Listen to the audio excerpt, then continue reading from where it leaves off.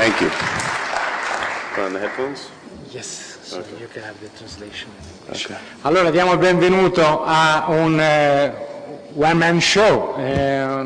Questo signore, Ben Stiller, come sapete, è il regista, l'interprete, co-sceneggiatore, coproduttore di questo straordinario film che penso abbia fatto ridere tutti quanti, almeno quanto ho riso io.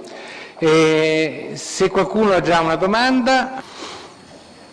Well, for me, it's always been a genre that I really loved. I think that the Vietnam War movie, in particular, has sort of become this uniquely American genre over the last 30 years or so. And you know, for me, the movie was really about trying to find the humor in the idea of actors and reality, and actors. You know, the basic idea: actors stuck out in the jungle with fake guns, dealing with real bad guys. That was always the core idea, not really necessarily having to satirize Hollywood or movie making, but obviously that's all a part of it. But I think the idea of just actors dealing with reality and that basic idea, so all of it sort of came out of that. But it was really fun to be able to get into the whole world of those films in terms of the movie within the movie that we're making you know, at the beginning of the film, and I love those films. So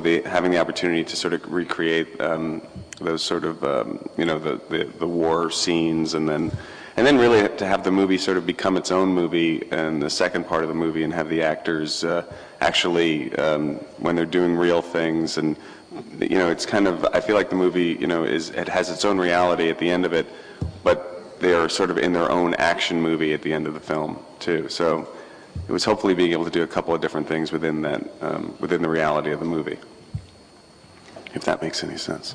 Yes, it does. Okay. Well, I had a really great time working with Tom. I'm a huge fan of his, and I felt very fortunate to have him in the movie. He was really a collaborator in that role. He really had the idea for the role, and the look of him sort of was a combination of. He had this idea to have really big hands. He wanted to have very big, hairy hands for the part, and I had the idea of him being bald, because I thought it'd be really interesting just to see his intensity, but yet sort of, you know, not seeing him the way we're used to seeing him all the time, but yet his eyes and his intensity is still there. And I just, you know, think he had a great time doing a comedy. He's really, really funny. He's always had a good sense of humor. And it's really fun to see audiences react to him in this role too. And so it was a real organic process working with him, because the ideas sort of flowed as we were working together, and it sort of developed, really. You know, that part wasn't originally in the script, and we sort of created it together. So we had a great time working together. And in terms of the first part of the question, you know, for me, the actors don't really take themselves that seriously anyway, and it's fun to sort of make fun of ourselves in this film too, I think, and the whole movie-making process, which I think can be a little ridiculous at times, and especially on a big budget level. So it was fun to sort of, you know, I think for all of us, all the actors in the movie also had, and the crew have all made a lot of movies, so we all had a lot of experiences that we could relate to in making the movie, that, you know, to sort of have fun with the strangeness of movie making sometimes. Any whims? I guess, you know, I mean, obviously, you know, I know I can't relate to the role at all. I've never been pampered ever in my life. I've never made any demands. That's a joke. I could relate to, you know, I think we could all relate to the experience of, and I'm saying all of us, all the actors in the movie, of being, you know, put in that position of being the star of a movie, and the way that people treat stars, which sometimes is they don't ever you know, confront them, and there's a lot, you know, there's a lot that the person who's actually in that position doesn't know, because people don't always tell you the truth.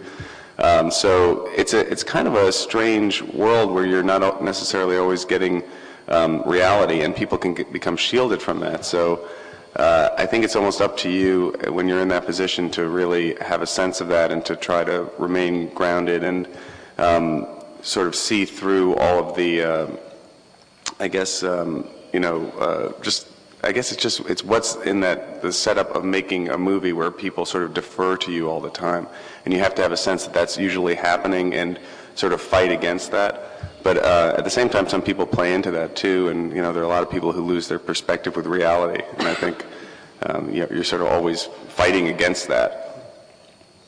I think people also in the movie business, they never say no to you if you're in a position of power until you're not in that position anymore, and then it's sort of it can be a rude awakening. So I think that's something that you have to be aware of too in this business.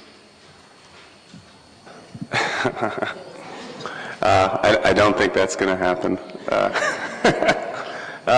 No, I mean, it was really just, you know, for us, it was just sort of having fun with different genres of movies, and you know, the idea of you know, what actors will do sometimes to be taken seriously, to you know, especially my character in the movie is an actor who really wants to be taken seriously and is trying way too hard to win awards. And I think, you know, that kind of role can, you know, I think, you know, on some level we sometimes see that in our world, where you know, it's almost you know, the same thing, the idea with the war movies too, you know, that it's the sort of place where art and commerce meet, and where ego versus just actors who want to just work to do the work for the work's sake, but also want to be recognized, and how those sort of come together and sometimes can get muddled. And I think that's where we're trying to find the humor and sort of in that. And you know, so a film like Simple Jack is not too far from reality, I think. But in terms of my own reality, I don't think I would ever, after this movie, I'm never going to do that for sure. Well, I love the films that those songs are sort of inspired by, for me, in terms of the soundtrack, like you know, Apocalypse Now, Platoon, and Deer Hunter, Full Metal Jacket, and they all have the music of the era. And for me, what I wanted to do was sort of evoke the feeling of those movies, but without really using any of the specific songs from any of those films. But for me, like Sympathy for the Devil is just, you know, that classic Rolling Stones Vietnam era song. I think that's used in Coming Home, which in a really amazing way. But that's, I think, the only song that I was aware of that was actually used in another Vietnam era movie. But I just wanted to have that feeling of that soundtrack. Though, you know, I think for a younger audience, they won't really get that level of it. But for people my age, you know, hopefully they can reference that. And it was really fun to do that, and to also the score was really important to me, that the score sort of worked on a real level, and it felt like an actual dramatic action movie score when it needed to be.